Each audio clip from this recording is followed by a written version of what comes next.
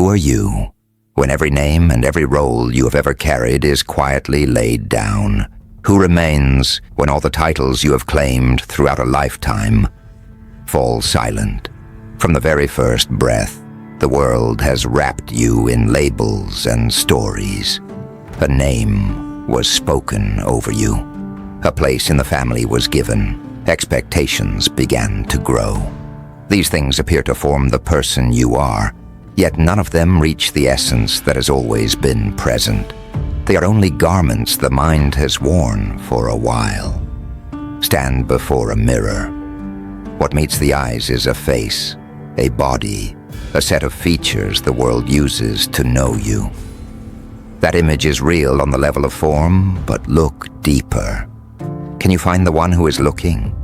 Are you truly the body reflected there?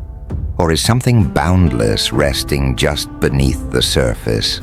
Imagine now a vast ocean. Waves rise and fall across its face. Each wave seems separate, with its own shape and brief existence. Yet beneath the restless movement lies a simple truth. No wave has ever been apart from the ocean. Every wave is the ocean appearing for a moment. Its nature has always been water. You are that wave. The body you inhabit, the memories you carry, the emotions that pass through, the identity you have accepted. All are temporary movements on the surface of something limitless. You are not the waves. You are the ocean itself. If you are not the body, not the memories, not the identity you have claimed, then what are you? The answer cannot be captured by thought or described by language. It lives only as the silent fact of being, the unchanging presence that was here before any story began. Set aside, for now, everything you have believed yourself to be. The name, the successes, the failures, the person others believe they know. All of it is only a tale that has been told. In this quiet journey together, we will gently remove every layer of illusion that has hidden your true nature. We will see clearly that you were never born and will never die.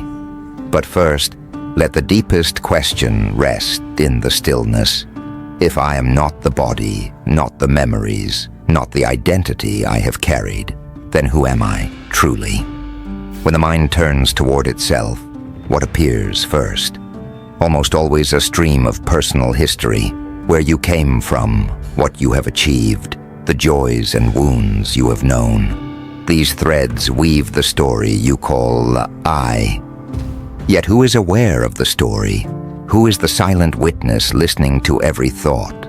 That witness has been named the ego. The ego is not a physical object. It has no size or location. It is simply the imagined center around which every personal story circles.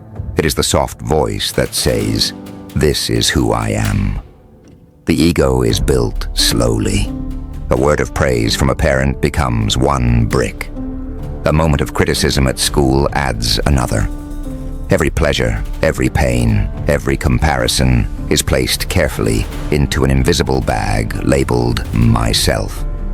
Over time, you come to believe that you are the contents of that bag. I am capable. I am unworthy. I am loved. I am alone. Pause and watch.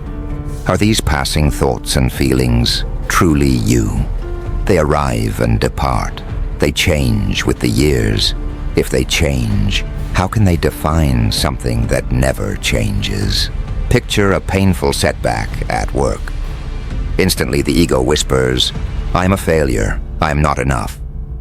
Those words bring heavy emotions, sadness, shame, perhaps anger. Soon the emotions steer your choices. You withdraw. You avoid new risks. Suffering follows. Look closely. Those thoughts are not truth. They are only the ego's way of guarding the story it has created.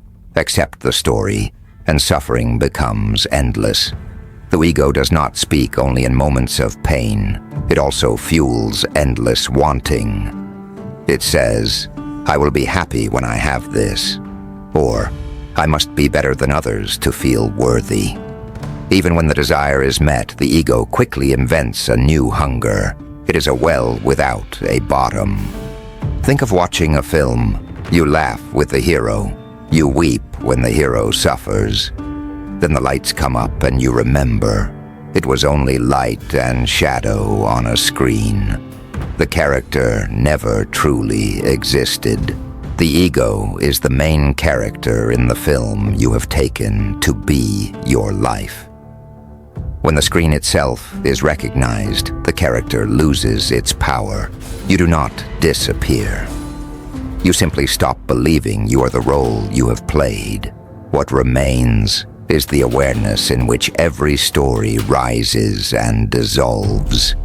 That awareness has never been touched by any tale the ego has told. Look back across the years. From the earliest memories to this very moment, everything seems to flow along a river called time. There appears to be a beginning the day a body was born, and an end waiting somewhere ahead. That is the most persuasive story of all. Yet what if the entire idea of having been born is itself an illusion? This is not a rejection of the body or of the world you see. It is an invitation to look beneath ordinary seeing, past the surface of time, into something that has no starting point and no finishing line. Time, as it is usually lived, feels like a straight path. Past, present, future. We place ourselves on that path and believe we began at birth and will end at death. But is time truly like that? Or is it only the mind arranging experience into a meaningful line? Your real nature stands outside time. It is the unchanging awareness in which every moment appears and vanishes. It is the sky that remains vast and untouched, whether the weather is calm or wild. Clouds gather, storms rage, lightning crosses the heavens, the sky is unaffected. When the storm passes, the sky is exactly as it was before. You are that sky. Thoughts, feelings, and life events are the clouds. They form, shift, and melt away. The awareness watching them never moves. You did not begin when a body appeared, and you will not end when the body is gone. What you truly are exists beyond the story of coming and going. If there was never a true beginning, what happens to the fear of an ending? Fear of death rests on the belief that death is the final loss of me. When the me is seen to be only a story, and you are the awareness in which the story unfolds, fear has no ground left to stand on. Alan Watts once pointed out that what you really are never enters the stream of time and never leaves it. You are the water. The waves that rise and fall are not separate from you. Consider a dream. In the dream, you may live a full lifetime: childhood, love, aging, death. Upon waking, you realize none of it actually happened. No one was truly born, and no one truly died. It was all passing appearance within awareness. This waking life is the same. When the true nature of the self is recognized, birth and death are seen as movements within the dream of thought. Awareness itself was never born and will never die. Set aside every belief about where you came from and where you are going. Rest in the simple question: if I never truly began, why should I fear an ending? That question is not a puzzle. It is a doorway. Imagine standing in a room surrounded by countless mirrors. Each one shows a different image: the parent, the professional, the winner, the loser, the funny one, the quiet one. Which reflection is truly you? None of them. They're only fleeting images that shift with the angle of the glass. This is precisely how the ego operates. It creates endless reflections and convinces you that one of them is the real thing. Its power comes entirely from your belief in it. From earliest childhood, you were taught to construct an identity. You are someone's son or daughter. You belong to a certain group. You must accomplish certain things to be worthy. With every passing year, the story grows denser. Every experience, every thought, every emotion is added to the structure called I. When that structure is questioned, discomfort arises. The ego defends itself by making you believe you cannot exist without it. The next time a strong emotion appears, anger, sadness, joy, anything, pause and ask softly, where is this feeling taking place? To whom does it belong? You will see that the emotion belongs to no one. It is simply a passing cloud in the open sky of awareness. The ego exists only as illusion, and every illusion dissolves the instant it is clearly seen. It is like standing before a dusty mirror. At first you see only distorted shapes and believe they are you. Then you wipe the surface clean. The reflections disappear. What remains is pure seeing. True freedom is not found in possessing more. It is found in letting go. When you cling to the ego, you are bound by desires, fears, and the endless need to protect an image. When you release it, life flows the way a river flows. No separate controller is required. Rumi once said, "You are not a drop in the ocean. You are the entire ocean in a drop." This does not ask you to abandon personality or responsibility. It simply reveals that your deepest nature is boundless and untouched by any story the ego has told. When you rest as awareness, action arises naturally from the moment itself, not from fear or the need to prove something. A bird does not make elaborate plans before building its nest. It does not wonder whether its nest is better than another bird's. It simply does what the moment calls for, completely and without conflict. Human beings can live with the same effortless grace, fully present, untroubled by the mind's endless commentary. A common misunderstanding appears here. Some fear that without ego, decisions become impossible and emotions lose all meaning. The opposite is true.